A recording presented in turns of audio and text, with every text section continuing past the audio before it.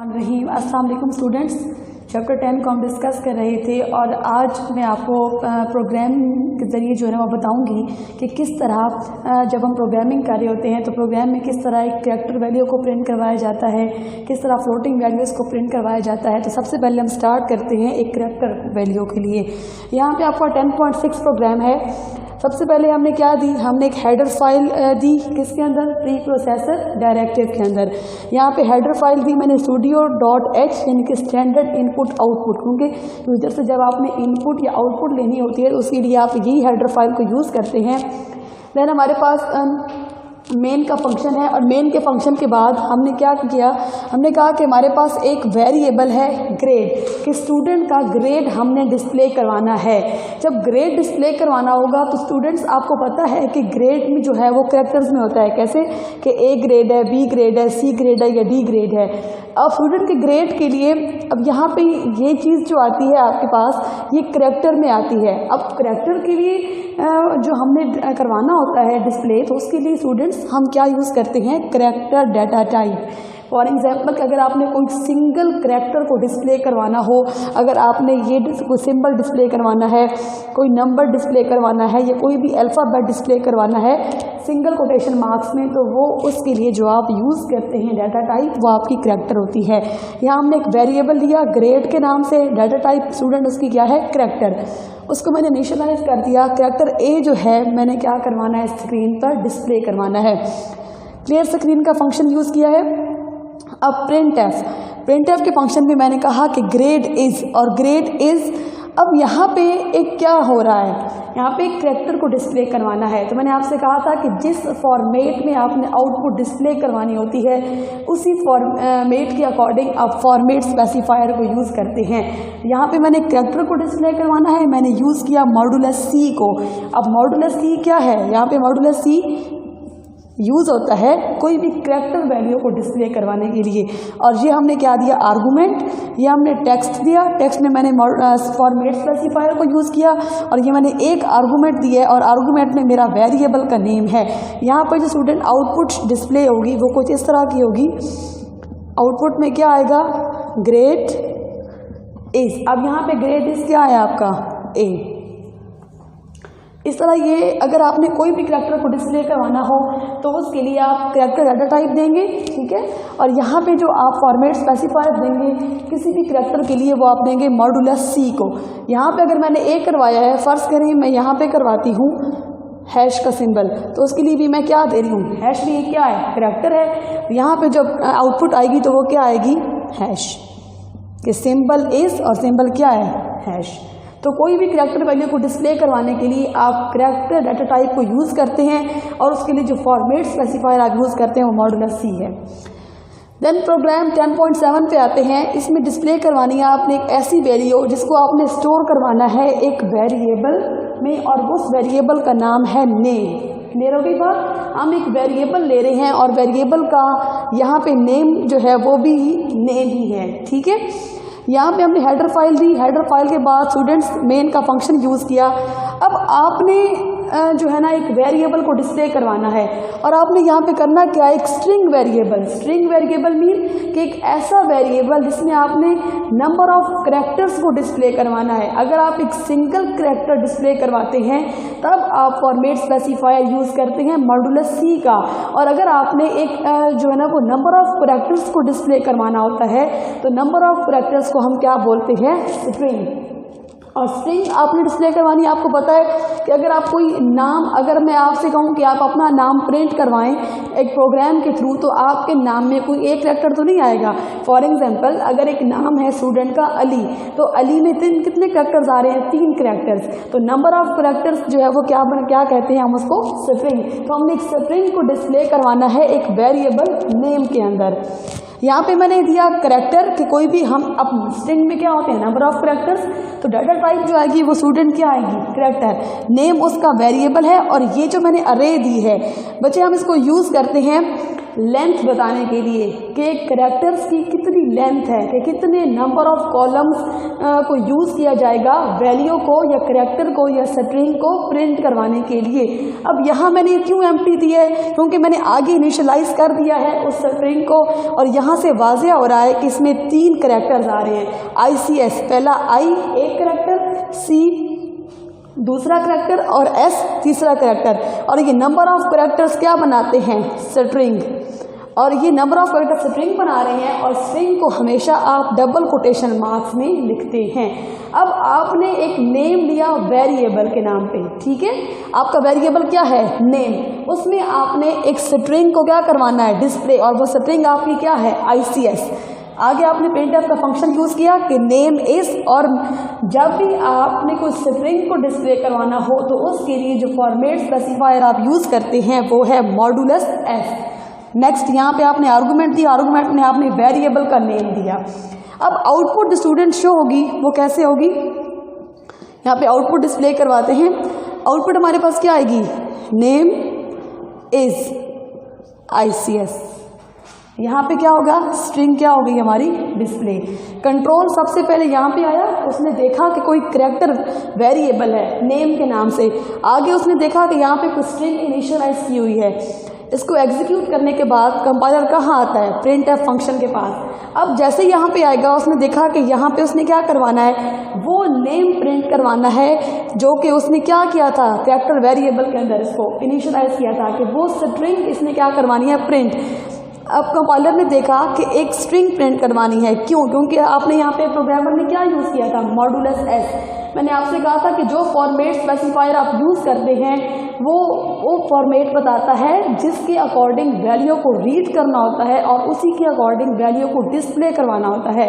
तो जैसे ही कंट्रोल यहाँ पे आएगा, उसको देखेगा कि यहाँ पे फॉर्मेट स्पेसिफायर दिया गया है मॉडुलस s, मीन्स कि कोई स्ट्रिंग वैल्यू को डिस्प्ले करवाना है, और यहाँ पे आउटपुट आपकी डिस्प्ले हो जाएगी। नेक्स्ट प्रोग्राम पे आते हैं स्टूडेंट्स। अब यहाँ पे हमारे पास एक प्रोग्राम है जिसमें आपने कोई फ्लोटिंग वैल्यू को डिस्प्ले करवाना है। अब फ्लोटिंग वैल्यू को डिस्प्ले करवाने के लिए सेम सिचुएशन है कि मैंने हेडर फाइल दी है प्री प्रोसेसर डायरेक्टिव के अंदर, ये मेरा मेन का फंक्शन है। कंट्रोल यहाँ पे आएगा जब उसने देखा कि एक वेरिएबल है एवरेज के नाम से और उसकी डाटा टाइप बचे क्या है, फ्लोट। अब डाटा टाइप फ्लोट है, वेरिएबल का नाम है एवरेज, आगे बचे उसको इनिशियलाइज कर दिया है, उसकी वैल्यू क्या है 70.52।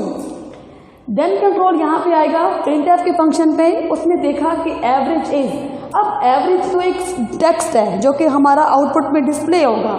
यहाँ पे जो आपने चीज़ समझनी है वो ये है स्टूडेंट्स 5.2f। अब ये क्या है, फॉर्मेट स्पेसिफायर के अंदर आपको क्या करते हैं कि जब भी आपने कोई फ्लोटिंग पॉइंट वैल्यू को डिस्प्ले करवाना होता है तो फ्लोटिंग पॉइंट वैल्यू को डिस्प्ले करवाने के लिए उसका एक सेंटेक्स ऐसा होता है जिसमें आप क्या करते हैं बच्चे, मॉडुलस m.nf। अब मॉडुलस क्या होगा, ये फॉर्मेट स्पेसिफायर का वो साइन है जिसको हम स्टार्ट करते हैं किसी भी स्पेसिफायर को लिखने से पहले m।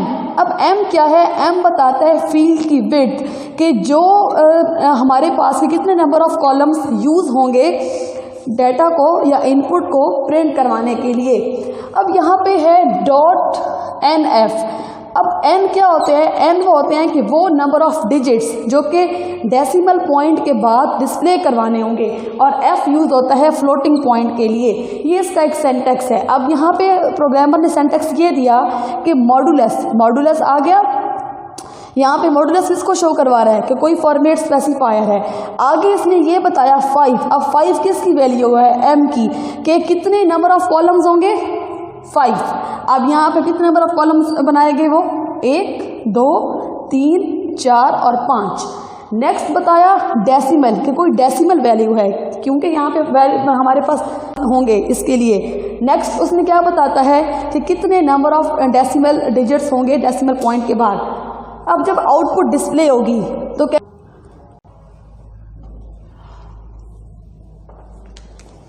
स्टूडेंट्स, अब इसकी आउटपुट कैसे डिस्प्ले होगी? मैंने आपसे कहा कि मॉडुलस को हम यूज़ करते हैं कि ये बिगिनिंग बताता है फॉर्मेट स्पेसिफायर की। एम मीन्स कि वो नंबर ऑफ कॉलम जो कि यूज़ होंगे वैल्यू को डिस्प्ले करवाने के लिए, और वो हमने कहा कि 5 कॉलम होने चाहिए। और ये 2 क्या शो करवा रहा है कि डेसिमल पॉइंट के बाद कितने डिजिट्स होंगे? 2 डिजिट्स। अब जब आउटपुट डिस्प्ले होगी तो पहले हम क्या होगी, कितने कॉलम बनेंगे? 5 कॉलम। ये 1 2 3 4 और ये 5 कॉलम।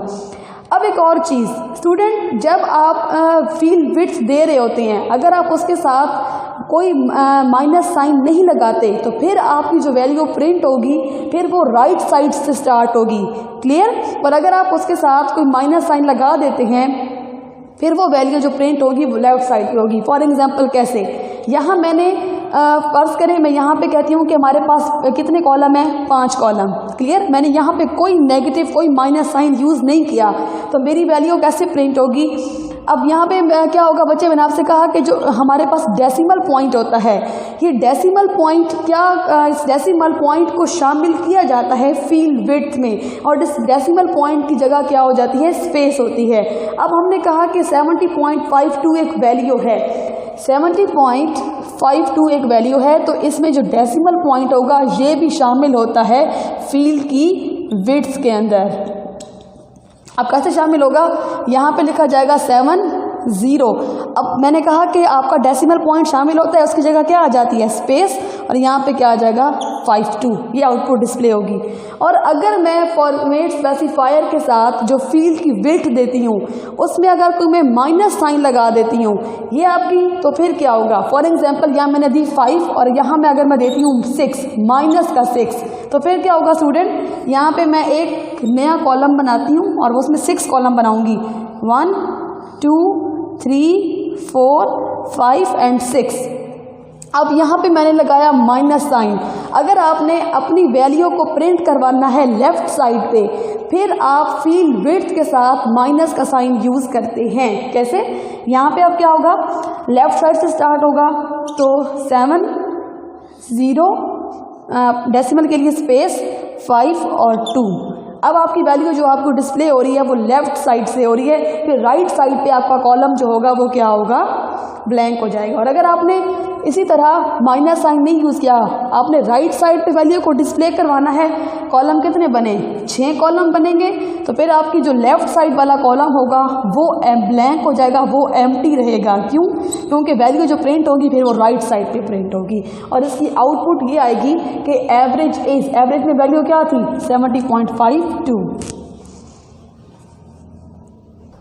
स्टूडेंट्स, नेक्स्ट मैं प्रोग्राम करवा रही हूँ, उसमें मैं आपको क्लियर करवा दूंगी कि किस तरह हम अपनी वैल्यू को राइट साइड पे प्रिंट करवाते हैं और किस तरह हम उसको लेफ़्ट साइड पे प्रिंट करवाते हैं। हमने एक प्रोग्राम ऐसा बनाना है जिसमें हमने एक स्टूडेंट का नेम जो है उसको राइट साइड पे प्रिंट करवाना है, और स्टूडेंट का जो एड्रेस है उसको हमने जो है ना वो लेफ़्ट साइड पे प्रिंट करवाना है। और उनमें नंबर ऑफ़ कॉलम्स मीन्स कि उनके करैक्टर्स की जो लेंथ होगी वो हमने कितनी लेनी है? 25। यहाँ पे आपको पता है कि वही हेडर फाइल में, हेडर फाइल को आपने इंक्लूड किया प्री प्रोसेसर डायरेक्टिव में, कंट्रोल आपका आया मेन फंक्शन में। देन उसने देखा कि एक नेम का एक वेरिएबल है और नेम के वेरिएबल का डाटा टाइप बचे क्या है? करैक्टर।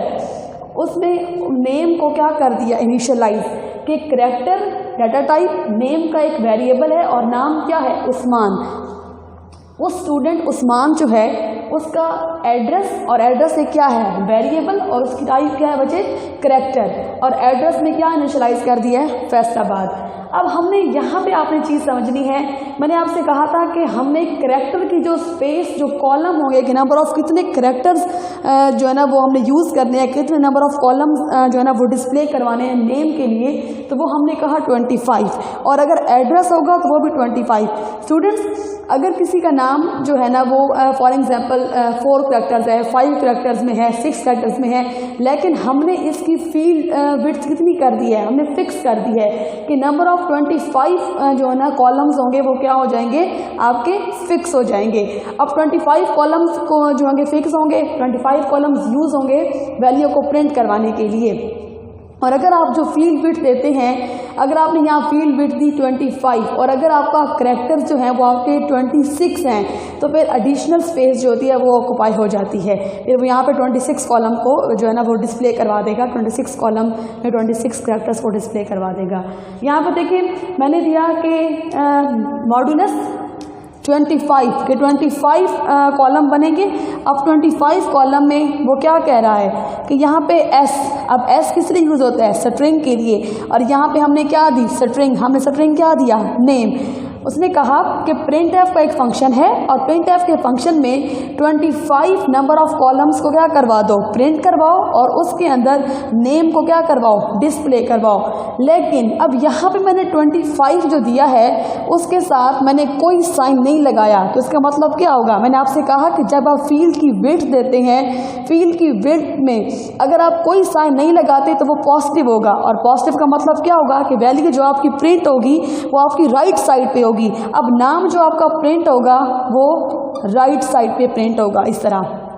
इसी तरह अगर मैंने यहाँ पे एक नेक्स्ट स्टेटमेंट दी है और मैंने कहा कि -25 कि यहाँ पे जो नंबर ऑफ कॉलम्स बनेंगे, नंबर ऑफ करैक्टर्स होंगे, उनकी लेंथ 25 है, लेकिन वो जो एड्रेस को डिस्प्ले करवाएगा वो साथ माइनस लग गया है, वो किस साइड पे करवाएगा? लेफ़्ट साइड पे। अब जब एड्रेस शो होगा फैसलाबाद तो वो हमारा राइट साइड पे डिस्प्ले होगा। Thank you so much.